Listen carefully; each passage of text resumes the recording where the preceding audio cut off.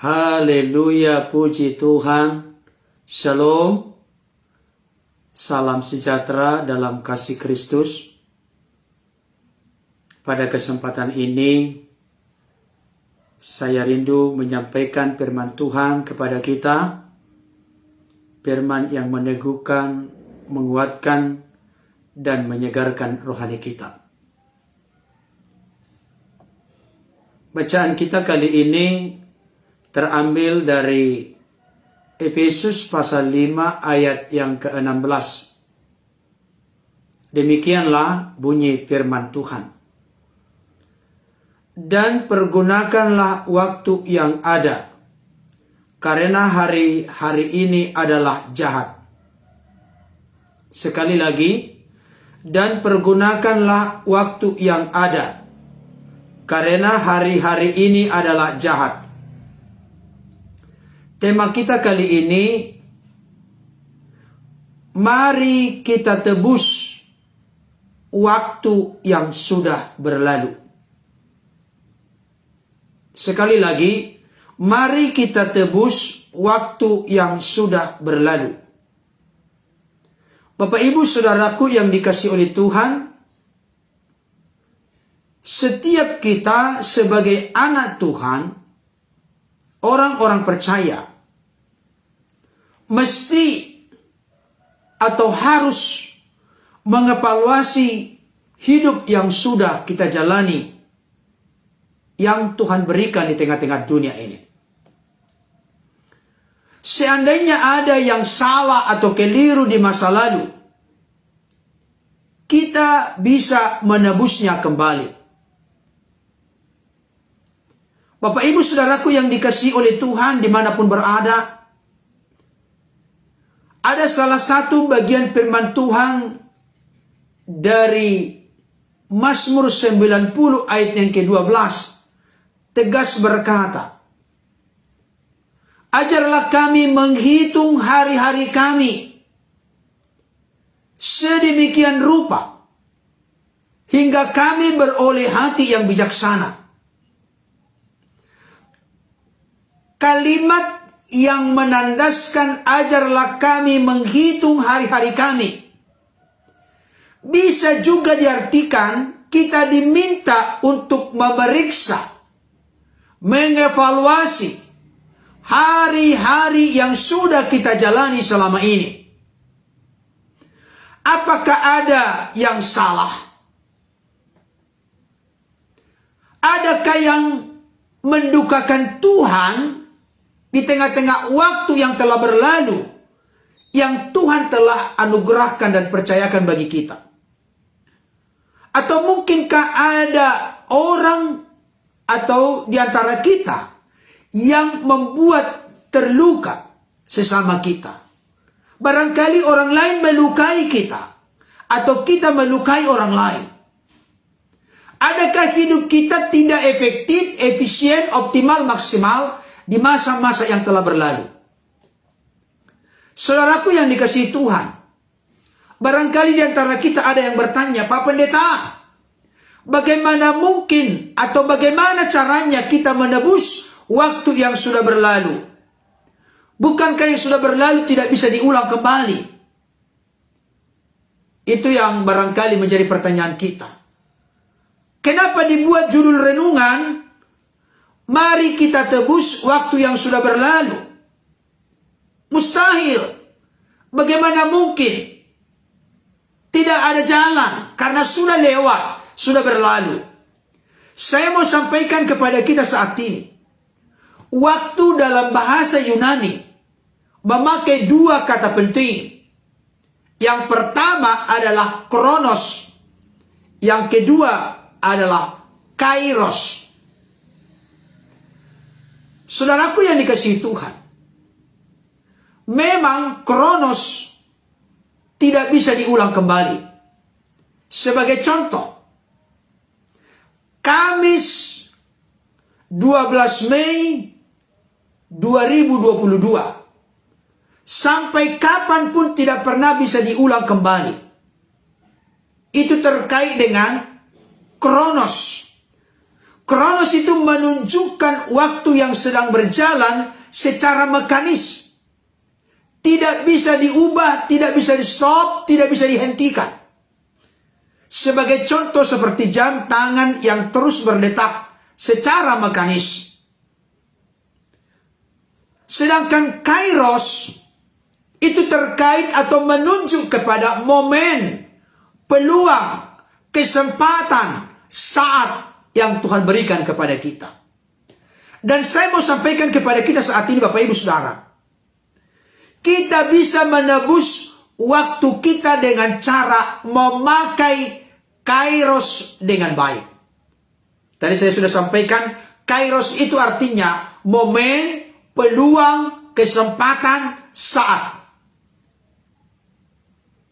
Pak Pendeta, konkretnya bagaimana sih? Begini Bapak Ibu. Kalau yang namanya Kronos tidak bisa kita ubah. Yang berlalu telah berlalu, tidak bisa lagi diperbaiki. Tidak bisa terulang kembali. Tapi Kairos, peluang, momen, kesempatan, saat yang mana selama ini kita sia-siakan. Kita tidak pergunakan sebaik mungkin. Maka ini yang bisa kita tebus kembali. Dalam pengertian, kita bisa introspeksi diri, evaluasi diri, koreksi diri. Apakah selama ini ada jalan-jalan kita yang salah di masa lalu? Kita masih ada peluang, kesempatan selama hayat di kandung badan, selama kita hidup. Dan yang paling baik adalah bagaimana kita memperbaikinya sekarang. Jangan besok, jangan tunggu lusa, jangan tunggu minggu depan, bulan depan, tahun depan. Kalau itu yang kita lakukan, kita akan semakin mengalami Kairos, peluang, momen, kesempatan dalam kehidupan ini. Saudaraku yang dikasihi Tuhan, masa-masa saat kita sekolah, pacaran, pemberkatan nikah adalah Kairos, momen yang tidak akan kembali kepada kita. Kairos atau momen sangat penting, sebab momen itulah yang membentuk hidup kita. Dengarkan baik Bapak Saudara. Kalau selama ini kita tidak terbentuk secara sifat, watak, karakter dengan baik, itu terjadi oleh karena apa? Karena kita menyanyiakan baik itu Kronos maupun Kairos. Secara khusus, Kairos kita sia-siakan. Contoh, Tuhan izinkan kepada kita ada sebuah problem dan masalah, tetapi kita meresponi, menanggapi secara negatif, di mana kita ada waktu, ada masa. Tuhan sebenarnya ingin menggodok kita, membentuk kita, sehingga menjadi pribadi yang makin bertumbuh, makin dewasa, makin disucikan, makin diubahkan, makin disempurnakan, sehingga menjadi serupa seperti Kristus. Ketika kita meresponi, menanggapinya, peluang, kesempatan itu Tuhan kasih kepada kita, kita tidak pergunakan sebaik mungkin, maka momen itu akan berlalu. Tapi kalau kita sadar, kita berbalik, kita berubah, oh Tuhan, kemarin saya menyanyiakan sesuatu yang sangat penting dan berharga. Maka saat ini, ketika saya menghadapi pergumulan masalah kehidupan, saya tidak mau emosi, marah, bersungut-sungut, dongkol, kecewa, putus asa, kalah, menyerah. Saat ini saya mau belajar, Tuhan, aku mau pergunakan momen-momen, peluang, momentum, kesempatan yang Tuhan beri untuk saya belajar melakukan firman-Mu, menaati Engkau, sehingga aku semakin bertumbuh dewasa di dalam Tuhan. Saudaraku yang dikasihi Tuhan, apa tandanya kita masih memiliki Kairos dalam hidup? Saya ulangi kembali. Apa tandanya, apa buktinya kita masih memiliki Kairos dalam hidup? Jawabannya praktis sederhana. Saat kita masih bernapas, kita masih memiliki Kairos. Tadi saya sudah sampaikan, Kairos itu adalah peluang, momentum, kesempatan. Hanya orang-orang yang rendah hati, orang-orang yang mau koreksi diri, evaluasi diri, introspeksi diri, yang akan menikmati perubahan ke arah yang lebih baik. Orang Kristen saya sampaikan, kita ini berubah bukan semakin merosot. Itu kan berubah juga. Sekarang baik, besok jadi jahat, berubah juga. Tapi perubahan dalam konteks kekristenan yang benar adalah metamorfose. Bahasa biologi, metamorfosis. Bermetamorfosa artinya berubah kepada tingkat derajat kualitas yang lebih tinggi.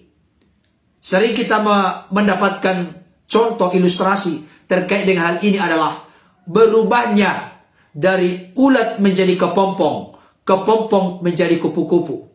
Saya tahu Bapak Ibu Saudara yang menyaksikan, banyak orang yang tidak suka dengan ulat karena membuat geli. Tapi coba kalau kupu-kupu.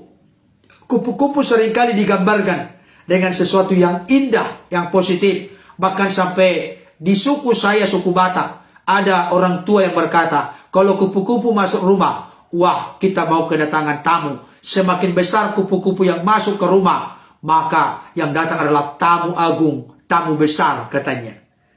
Gak pernah dikatakan kupu-kupu masuk rumah, sial kita ini. Tidak. Bahkan jangan lupa, kalau ulat gak tahu daun tua, daun muda, daun setengah tua, setengah muda, dimakan semua, itu ulat. Tapi kalau kupu-kupu, makanannya terpilih. Saya pernah langsung survei lapangan, mengamati seekor kupu-kupu yang sedang terbang di depan rumah kami. Ketika saya amati, saya ikuti, kebetulan ini kupu-kupu terbangnya tidak liar, tapi pelan-pelan dia kepakkan sayapnya. Saya ikuti, hampir 1 jam saya ikuti. Banyak orang yang mempelototin saya, ini orang kayaknya ada kurang kerjaan. Tidak, dia tidak tahu saya sedang mengobservasi seekor kupu-kupu.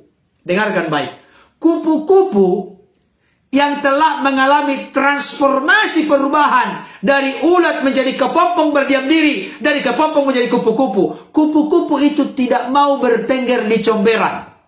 Kupu-kupu tidak mau bertengger di kotoran seperti kotoran kerbau, kotoran ayam, tidak mau. Kupu-kupu selalu bertengger di tempat yang bersih. Kupu-kupu selalu berupaya untuk mencari bunga-bunga yang sedang berbunga, tumbuhan yang sedang berbunga. Saudaraku yang dikasihi oleh Tuhan, artinya kalau saudara dan saya telah berubah dalam hidup ini dari manusia duniawi menjadi manusia rohani, dari hamba dosa menjadi hamba kebenaran, dari anak-anak dunia ini menjadi anak-anak Allah, saya mau kasih tahu, makanan kita terpilih, makanan rohani kita terpilih, tidak lagi gado-gado.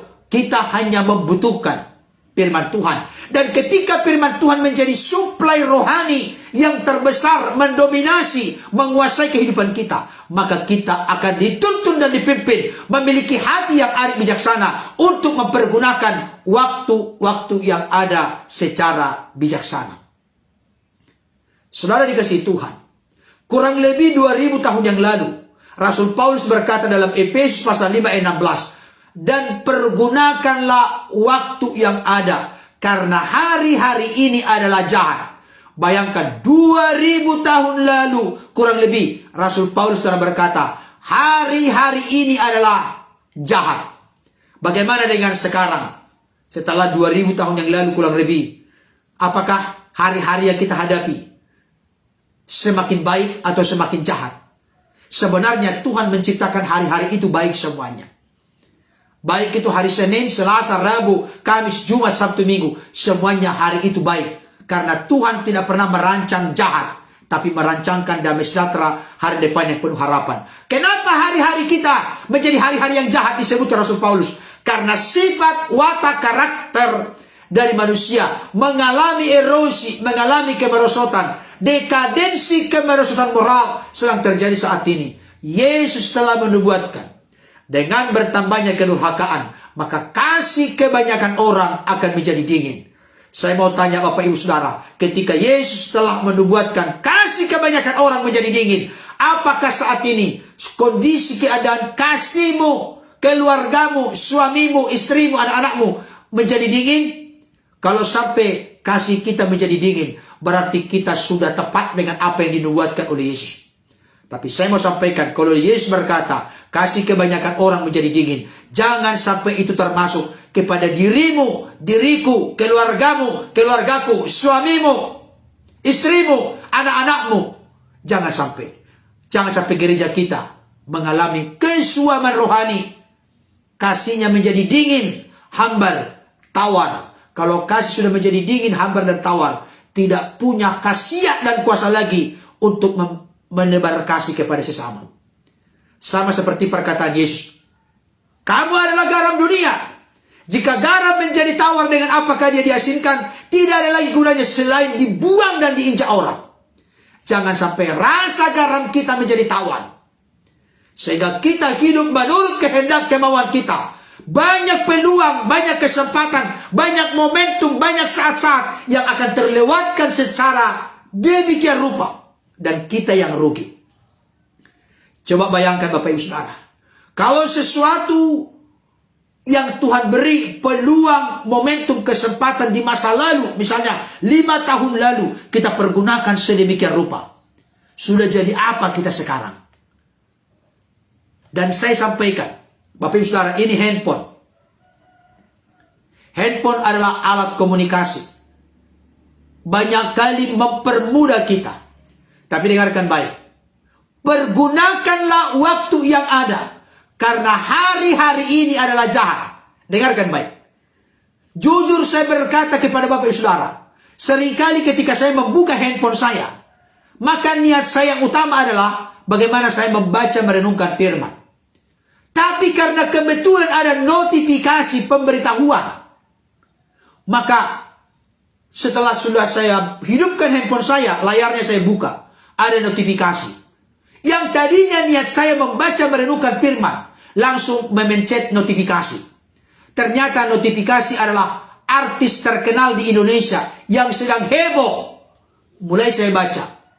Lama-kelamaan, jadi lupa saya membaca yang utama, yaitu firman Tuhan. Saya jujur menyampaikan ini kepada Bapak Ibu Saudara. Waktu pertama kali saya membuka handphone saya, niat saya, kerinduan saya membaca, merenungkan, menikmati firman. Tapi ketika ada pemberitahuan notifikasi, saya tidak tahu kenapa kok bisa berbelok sedemikian rupa. Setelah saya perhatikan, ternyata sudah lebih dari setengah jam saya membaca berita.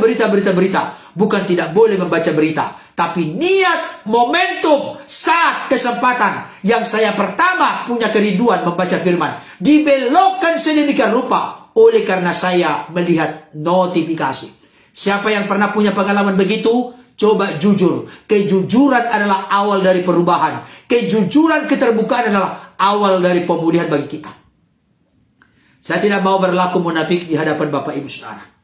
Memang itu yang sering terjadi. Niat kita di awal melakukan hal yang positif. Tapi bagaimana dunia ini, hari-hari ini jahat. Sekarang sudah ada di ujung jari. Melalui handphone. Berita apapun, siapa yang paling bobrok, paling rusak ada di sini. Tapi jangan lupa, kalau kita punya kerinduan memilah secara baik, yang terbaik pun ada di sini. Ada renungan, ada ilustrasi rohani, ada kesaksian, ada doa, dan lain sebagainya. Jadi kalau orang sekarang mau pergunakan waktu dengan baik untuk belajar firman, cukup pencet ujung jari, ada semua. Ada namanya Alkitab Android, macam-macam sekarang, begitu maju dan luar biasa. Tapi orang yang tidak bisa secara arif, bijaksana, benar, dan bertanggung jawab mempergunakan waktu, orang itu akan banyak kehilangan momentum, peluang, dan kesempatan. Tapi kita bisa menebus waktu-waktu kita yang telah terbuang sedemikian rupa. Waktu yang dimaksud bukan lagi Kronos. Kalau Kronos itu sudah pasti berlalu. Kamis 12 Mei 2022 tidak bisa diulang sampai kapanpun. Sudah lewat. Itulah Kronos. Dan itu akan berjalan terus. Kronos berjalan terus. Kita pakai Kairos dengan baik atau tidak, Kronos berjalan terus. Yang bisa kita ubah, kita tebus adalah Kairos, peluang, kesempatan. Dengan cara apa? Evaluasi, introspeksi, koreksi diri. Tuhan, 5 tahun lalu saya basa-basi berdoanya, Tuhan, 5 tahun lalu saya renungan hanya sampingan saja. Tuhan, 5 tahun lalu saya masih suka marah-marah, emosi, punya perilaku yang tidak baik.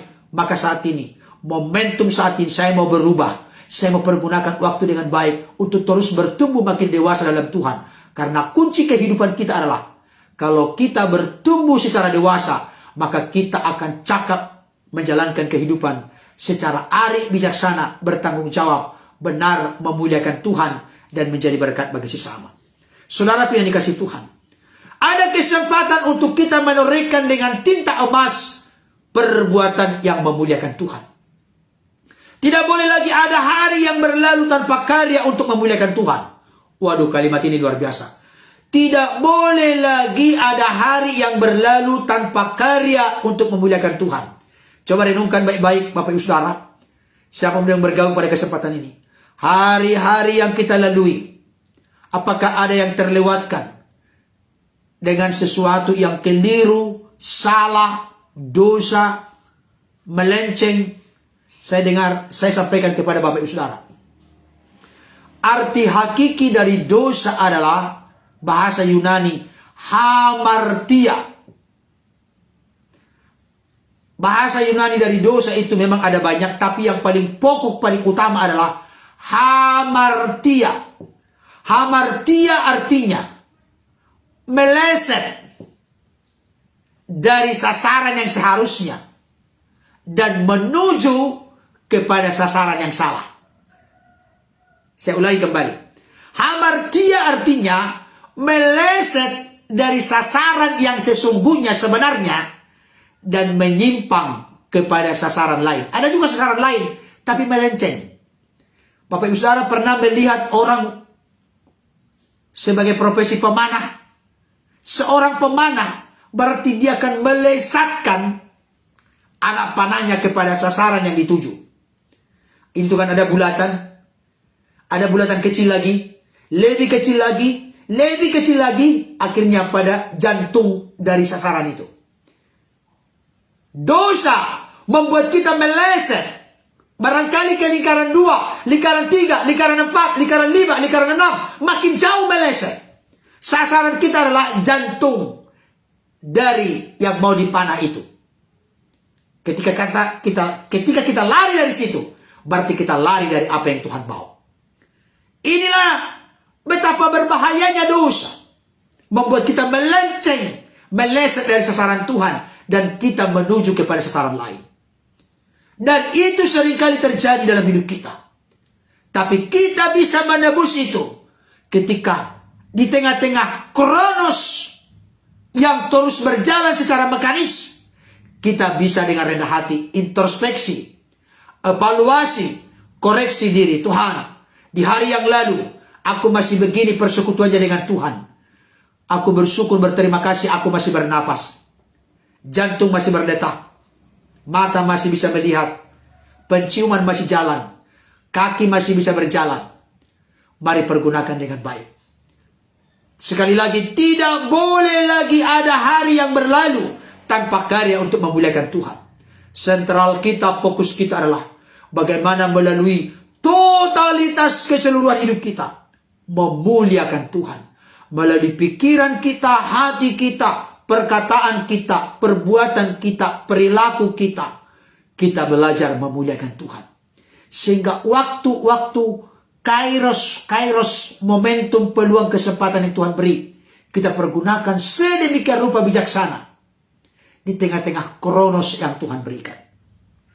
Setiap hari, setiap jam, setiap menit, hingga detik, mari kita buat menjadi sesuatu yang sangat penting dan berharga.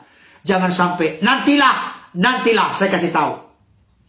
Iblis senang kita berdoa. Iblis senang kita membaca merenungkan firman. Iblis senang kita bertumbuh secara rohani. Tapi jangan sekarang. Itulah perangkap iblis. Jangan sekarang. Besok, nanti akan datang. Saya kasih tahu.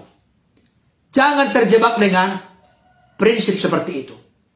Besok belum tentu milikku Tuhan. Hari ini Tuhan beri kesempatan peluang. Aku mau mempergunakan waktu hari ini sedemikian arif bijaksana, sehingga aku boleh menjadi anak yang bertumbuh dan bertanggung jawab mencintai mengasihi Tuhan.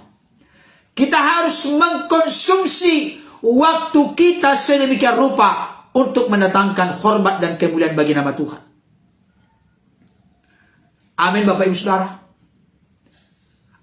Ada pengalaman hidup dari seseorang yang bisa menjadi pembelajaran bagi kita.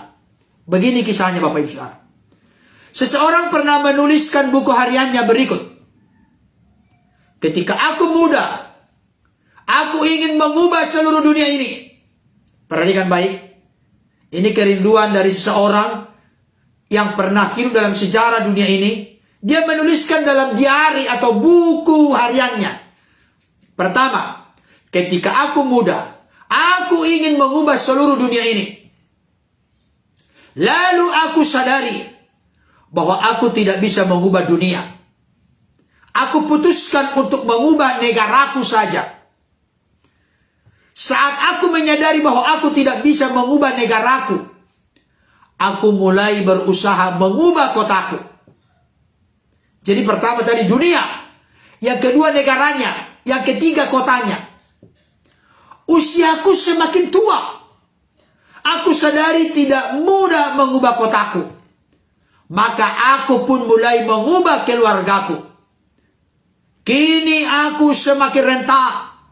Aku pun tak bisa mengubah keluargaku. Aku sadar bahwa satu-satunya yang bisa kuubah adalah diriku sendiri. Perhatikan baik saudara. Ketika dia muda, dia punya cita-cita, angan-angan, kerinduan, harapan, doa mengubah dunia. Ternyata tidak bisa. Dia perkecil, dia turunkan rencana transformasi, reformasi, perubahan ke arah yang lebih baik. Dia ubah jadi negaranya. Ternyata tidak berdaya. Dia ubah kotanya. Tidak berdaya, tidak mampu. Semakin renta, semakin tua. Aku mau mengubah keluargaku. Tidak bisa juga. Akhirnya dia terakhir mengambil keputusan, aku mau mengubah diriku. Saudara dikasih Tuhan. Setelah sudah tua renta, dia akhirnya tersadarkan. Apa itu? Bila saja aku bisa mengubah diriku sejak dulu, sejak muda, aku pasti bisa mengubah keluargaku. Kemudian aku bisa mengubah kotaku. Kemudian aku bisa mengubah negaraku. Dan akhirnya pun aku bisa mengubah dunia ini. Nangka maksudnya Bapak Saudara? Ada banyak di antara kita berkata, aku mau mengubah dunia. Aku menjadi berkat bagi dunia. Aku mau mengubah negaraku. Aku mau mengubah kotaku. Aku mau mengubah keluargaku. Semuanya tidak tercapai, tidak menjadi sebuah realita kenyataan. Kenapa? Karena caranya keliru. Caranya salah. Caranya tidak alkitabiah. Kenapa? Firman Tuhan tidak pernah berkata, setia dan benarlah perkara-perkara besar, maka Tuhan percayakan kepadamu perkara-perkara kecil. No, tidak ada demikian firman Tuhan. Yang Tuhan sampaikan dalam Lukas 16 ayat 10. Jika aku setia dan benar dalam perkara-perkara kecil, maka aku akan setia dan benar dalam perkara-perkara besar. Jika aku bisa dipercaya dalam perkara-perkara kecil, maka Tuhan percayakan kepada aku perkara-perkara besar. Ini rumus kehidupan orang Kristen. Jangan seperti si pungguk merindukan bulan. Jangan seperti mimpi di siang bolong. Tidak akan kemana-mana Bapak Saudara. Tapi ketika kita punya komitmen dan kerinduan, Tuhan, aku mau belajar dengan rendah hati oleh kasih karuniamu. Aku mau mulai berubah dari diriku sendiri. Sifat watak karakterku yang belum sesuai dengan apa yang kau kehendaki. Aku serahkan totalitas keseluruhan hidupku kepadamu Tuhan. Aku mau berubah ke arah yang lebih baik. Aku mau mengalami metamorfose. Dari anak-anak dunia menjadi anak-anak terang. Dari hamba dosa menjadi hamba kebenaran. Saudara dikasih Tuhan, kalau kita mulai dari diri kita, saya sudah menyampaikan, untuk berubah itu perlu 4M. Mulai dari diri sendiri, mulai dari hal kecil, mulai saat ini, mulai dengan segenap hati sungguh-sungguh. Saya ulangi kembali, untuk berubah dalam hidup, prakteknya mulai apa? Mulai dari diri sendiri, mulai dari hal kecil, mulai dari saat ini, mulai dengan sungguh-sungguh. Saudara dikasih Tuhan, saya sering menyampaikan kepada keluarga kami, istri saya dan anak saya, dengarkan baik, saya tidak tahu apakah Bapak Ibu Saudara punya pengalaman yang sama. Ada dua hal yang berulang-ulang di rumah kami, di keluarga kami, saya Pendeta Berton, yang menjadi masalah. Dan itu masalah serius. Apa itu? Tidak pernah konsisten mempergunakan waktu dengan baik, menempatkan di mana kunci motor, sepeda motor. Di mana kunci sepeda motor atau mobil? Jadi kalau sudah buru-buru mau pergi berangkat sekolah, mana kunci sepeda motor? Satu keluarga bisa ribut, kehilangan damai gara-gara kunci motor tidak ditaruh di tempatnya. Coba Bapak Ibu Saudara yang punya pengalaman, ada nggak? Pa, kunci motor mana? Ma, kunci motor mana? Nah, kunci motor mana? Satu keluarga heboh, sudah terlambat mau masuk berangkat sekolah, kunci motor belum kelihatan. Bayangkan, baru selesai berdoa itu, memuji menyembah Tuhan, bisa jadi ribut gara-gara kunci sepeda motor. Ada yang pernah mengalami? Tolong dituliskan di live chat, di komentar. Itu yang kita alami. Yang kedua, kadang-kadang kan diri kita ini ada digigit semut, atau digigit nyamuk. Pa, ma, nak, mana balsam? Semua lagi heboh. Bayangkan. Tolong dulu kita jujur, pernah gak mengalami demikian? Ribut satu keluarga gara-gara balsam, gara-gara kunci sepeda motor. Bayangkan, kenapa? Kan keluarga sudah sepakat kalau kunci sepeda motor naruhnya di sini. Tapi karena tidak dipergunakan, tidak setiap perkara-perkara kecil ditempatkan di tempat yang seharusnya. Satu keluarga, termasuk keluarga Pendeta Berton dan Baban, jadi ribut, heboh, bahkan terlambat sekolah gara-gara kunci sepeda motor. Ini pengalaman kami dalam belajar untuk makin baik dalam keluarga, mempergunakan waktu yang ada, setia dimulai dari hal kecil, maka Tuhan percayakan perkara besar. Bayangkan Bapak Ibu Saudara, ini ada yang mengaku pernah katanya berulang-ulang. Tapi coba kita serius Bapak Ibu Saudara, jangan kita remehkan, kita abaikan hal ini. Firman Tuhan berkata dalam khotbah Yesus di bukit, salah satu ungkapan bahagia, berbahagialah orang yang membawa damai, karena mereka disebut anak-anak Allah. Bayangkan, kalau sampai kunci motor tidak kelihatan, maka ribut satu rumah. Damai nggak? Halo, damai nggak? Nggak damai, ribut Bapak Ibu Saudara. Gara-gara apa? Bukan gara-gara tidak makan, bukan gara-gara kunci sepeda motor, gara-gara kunci mobil, gara-gara balsam nggak ditempatkan di tempat seharusnya. Nggak setiap perkara-perkara kecil. Hal itu akhirnya bisa menyita waktu sampai 10 menit, 15 menit, bahkan kadangkala jadi ribut karena akhirnya tidak ketemu juga. Bapak Ibu Saudara, saya mau kasih tahu, janganlah kita muluk-muluk mengubah hal-hal yang besar kalau hal tentang menyimpan, meletakkan kunci sepeda motor pun nggak benar. Saya serius Bapak Ibu Saudara.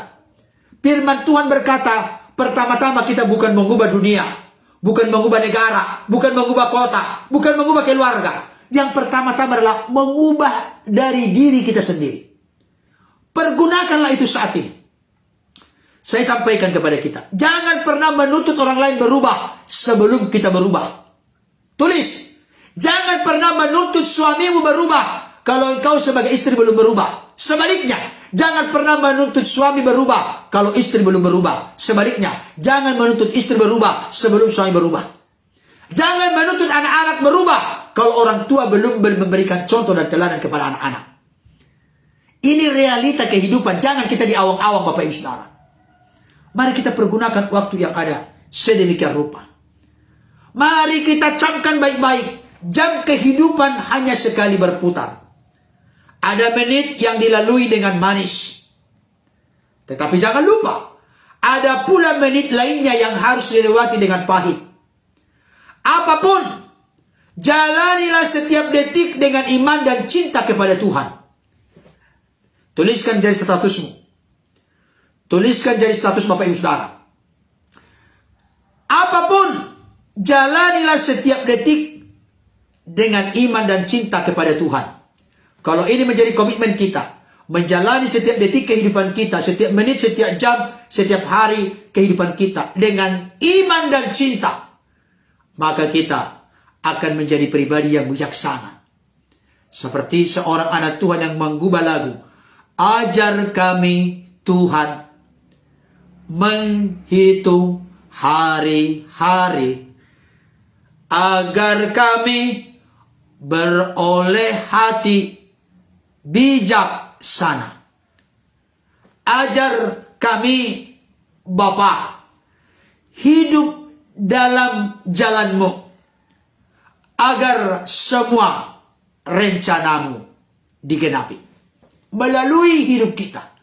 Saya kasih tahu Bapak Saudara, masing-masing kita, tua, muda, besar, kecil, laki-laki, perempuan, siapapun kita, ketika darah Yesus telah menebus kita, ketika kita diangkat menjadi anak-anaknya, ahli waris kekal dalam kerajaannya, kita punya rencana disiapkan Tuhan. Dan Tuhan mau kita hidup di dalamnya.